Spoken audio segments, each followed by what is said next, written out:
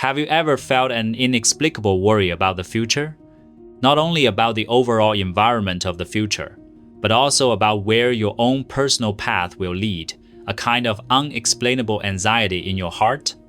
If so, I suggest you watch this video carefully. In this episode, I will reveal some events that will happen in the future far more precise than fortune-telling, hoping that those with a destined connection can awaken. First, I want to speak about the overarching trend.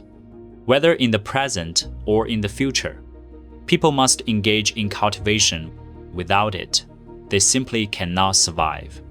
People will come to understand what without cultivation you cannot survive truly means. Just as hunger teaches people the value of food, in the future, certain events will inevitably occur that will make people realize the necessity of cultivation. And this is also the next thing humanity as a whole must learn: how to truly cultivate. This is an important point of judgment for human destiny to advance to the next stage. Moreover, humanity has no right to refuse cultivation because this is the will of heaven. In other words, anything that happens in the future will revolve around teaching humanity to learn cultivation. Humanity was meant to advance civilization through the process of cultivation, but now it has fallen far behind. If cultivation does not resume, people will inevitably be consumed by the anger in their hearts and by the very weapons and technologies they control. Secondly, the cultivation I speak of is by no means a mere lifestyle choice.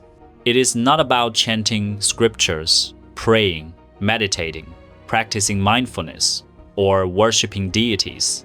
None of these are true cultivation. Dreamers lost in idealism can never achieve any genuine spiritual attainment. True cultivation requires transforming yourself on both the physical and spiritual levels, using true energy to bring about a fundamental change. It is about enhancing genuine spirituality, strengthening the ability to unite your mind and spirit with nature, and awakening the ability to discern beings from the spiritual realm. Only in this way can humanity comprehend the full picture of the world and understand what the true development of civilization should be, rather than digging its own grave while blindfolded. The reason you feel uneasy is not only because of changes in reality, but more importantly, because the energetic level of the greater world is shifting. At present, most people are like frogs being slowly boiled in warm water.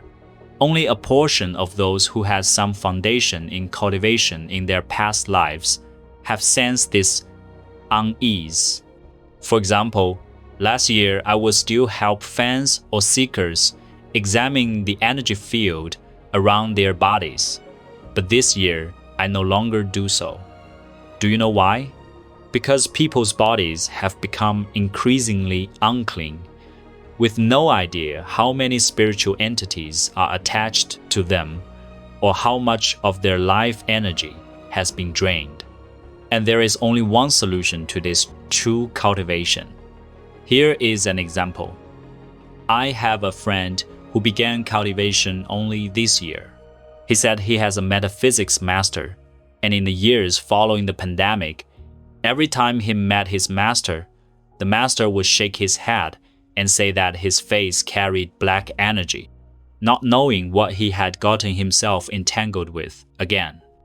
This time, after attending an in-person cultivation practice and returning, he met his master again, and at the very first glance, the master noticed that the black energy on him had disappeared. Do the viewers know what black energy is? It is a form of death energy. If this person still does not begin cultivation, there would be only one possible ending.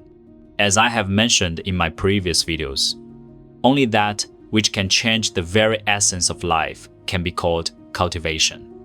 And which path can remove death energy? The path of immortal cultivation. So next, What I want to talk about is clearing away everyone's misconceptions about cultivation, or in other words, spreading knowledge about the true path of cultivation.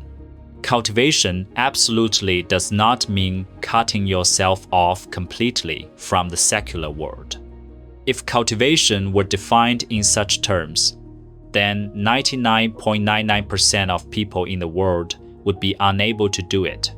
They would feel that cultivation is far removed from themselves, and in the end, they would not practice at all, simply letting human desires run free. Therefore, true cultivation offers several possible paths. Broadly speaking, they can be divided into three.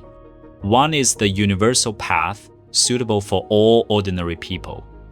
Another is the advanced path, suitable for those with spiritual potential, but not yet prepared to leave the secular world. And the last is the ascension path, suitable for the few who possess a high level of resolve, the kind of firm determination to carry something through, not simply spiritual awakening. What I just mentioned, that humanity's ultimate destination is for everyone to cultivate, refers to the first path. However, at present, ordinary people still do not understand the value of the true path of cultivation, nor have their ways of thinking transformed. So this path has not yet been opened. Let me give an analogy.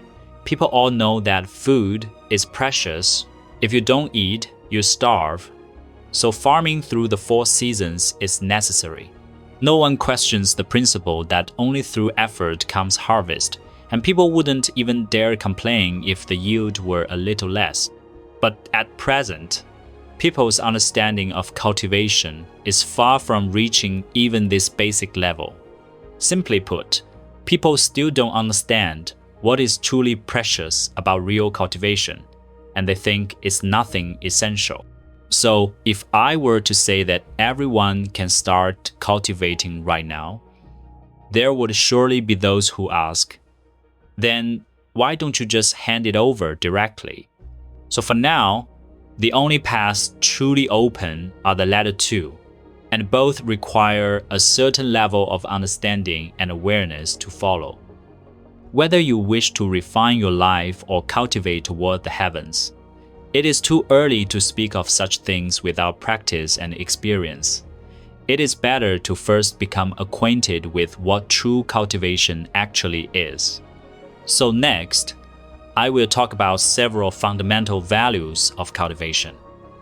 First, the ability to change the very essence of life, which manifests on both the physical and spiritual levels. Cultivation means nourishing yourself with pure, natural energy, removing energies of illness, death, and impurity, and establishing an energy-filled barrier. Without interference from negative spiritual entities, the mind becomes clear.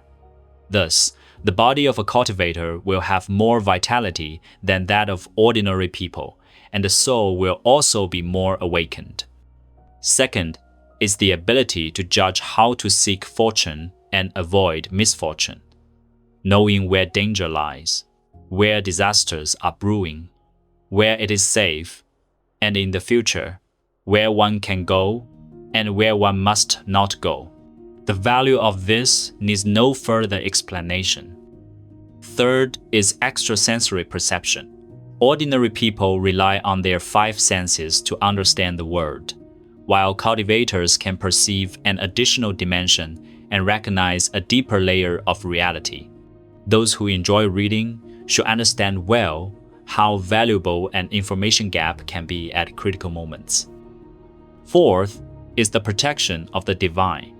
From the heavens, deities see everyone as mere mortals wrapped in a layer of worldly energy. Only cultivators possess a layer of pure energy that reflects into their sight. As long as you are genuinely cultivating, they will pay more attention to you. If something unfortunate is about to happen, they may let you off the hook. Fifth is the ability to protect your family. The logic is simple. Once you're safe, you will naturally work to ensure the safety of your family. Of course, each person has their own free will, and a cultivator must also respect their family members' own choices. If none of these valuable aspects can move you, then I truly suggest you not pursue cultivation for now. Wait until you can understand them in the future. If you have recognized its value, then think about the analogy of growing crops. Is the value of cultivation greater than that of grain, or is it less? Can you gain without labor? Can you simply sit back and enjoy the results? I won't elaborate further, lest some viewers who consider themselves more lofty and ethereal than I am say that I am being too worldly. Many people think that cultivation is simply about letting go, not holding on to or becoming attached to anything. But what the Buddha spoke of was letting go of attachment to gains and losses in the secular world, not abandoning genuine improvement in one's cultivation. Without cultivation and effort, how could there be real results or attainment of any spiritual rank? The Buddha himself also said that one must realize the fruit of practice in this very life. If you encounter difficulties in reality and simply close your eyes as if you see nothing, using all its emptiness to beautify escapism and spiritual laziness, even the Buddha would shake his head. True cultivation is like farming. The cultivator is like a farmer who must have the resolve to bend down and work hard. Only by understanding that both effort and harvest do not come easily can one truly grasp that every grain is hard-earned, and thus learn to cherish and preserve what has been gained. From the individual level expanded to the collective, the will of heaven in having humanity cultivate is not only for people to learn how to improve the quality of life, but also to teach them to cherish, to preserve, and to practice restraint.